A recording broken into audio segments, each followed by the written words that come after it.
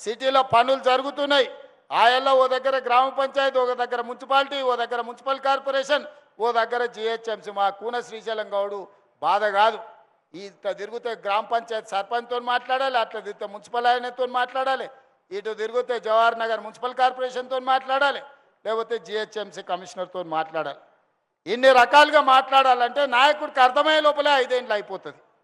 అందుకే ఈరోజు Cyberabad municipal commissionerate create చేసి మీ రోడ్లు కానీ, మీ ఫ్లైఓవర్లు కానీ, మీ లేక్స్ కానీ, మీకు అవసరమైన విద్యుత్తు కానీ, పాఠశాలలు పనిచేయడానికి నూతన కమిషనరేట్ ఏర్పాటు చేసి ఈరోజు హైటెక్ సిటీ దగ్గరనే 5 ఎకరాలల్లో 100 కోట్ల పైగా పెట్టి మున్సిపల్ కార్పొరేషన్ ఆఫీస్ని ఈరోజు కడుతున్న మంచి కమిషనర్ను మీకు ఇచ్చిన, మంచిగా పని చేయించుకోరు. మా గాంధీ గతంలో ఊకే సతాయిస్తాడు నన్ను, అన్నా నీళ్ళు వస్తలేవు, మోరి పోతలేదు, రోడ్ అయితే లేదు, ఇదైతే లేదు, అదైతే లేదని. కార్పొరేషన్ చేసి కొత్త కమిషనర్ ఇచ్చినాక గాంధీ నా జోలికే వస్తలేడు. ఏదైనా ఉంటే అక్కడనే పని చేయించుకుంటాడు, మంచి జరుగుతుంది. అట్లనే మీరు కొనుక్కున్న భూమి ఏదైనా కారణం చేత 22A పడి ఉంటే మీరు కొనుక్కున్న భూమి ఏడికి పోదు, 1 ఇంచు కూడా ఏదికి పోదు. నేను ఇస్తున్న జమనాత్ ఇస్తున్నా, మీకు భరోసా ఇస్తున్నా. మీ భూమి మీకు అధికారులతో మాట్లాడి మీరు రిజిస్ట్రేషన్లు చేసుకున్నట్టు అన్ని ఆదేశాలు ఇస్తా. ఒక్క సర్వే నెంబర్లు 500 ఎకరాలు ఉంటే కోర్టు ఆర్డర్ ఇస్తే ఆ సర్వే నెంబర్ మొత్తం 22A ప్రొహిబిటెడ్ లిస్టులో పెడుతున్నారు. అందుకే బై నెంబర్లు ఇచ్చి కేసున్న 2 ఎకరాలు, 4 ఎకరాలు, 5 ఎకరాలు ఉంటే, కోర్టు ఆదేశాలు ఉంటే, ప్రభుత్వ భూమి ఉంటే వాటిని పక్కన పెట్టి మిగతా మీరు కొనుక్కున్న భూములు, మీరు కట్టుకున్న ఇండ్ల భూములు రిజిస్ట్రేషన్ అయ్యేటట్టు 100% మీకు మంచి జరిగేటట్టు చేస్తా. ఎవరు ఆందోళన చెందాల్సిన పని లేదు. కొంతమంది కోట్లు పెట్టి సోషల్ మీడియాలో పెడుతురు.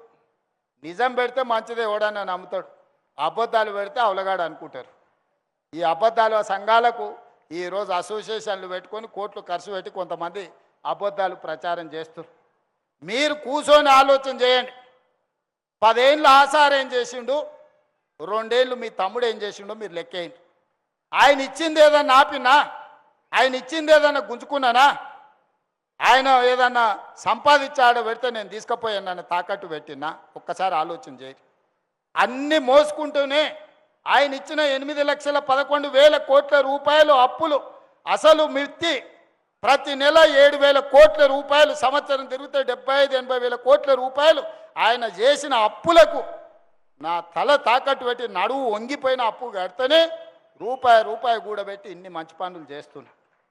నాకు వయసు ఉంది, ఓపిక ఉంది, మీకోసం పని చేయాలన్న సంకల్పం ఉంది. విధ్వంసమైన తెలంగాణను వికాసం వైపు నడిపించడానికి రోజుకు 18 గంటలు పనిచేసే శక్తి దేవుడు నాకు ఇచ్చిండు.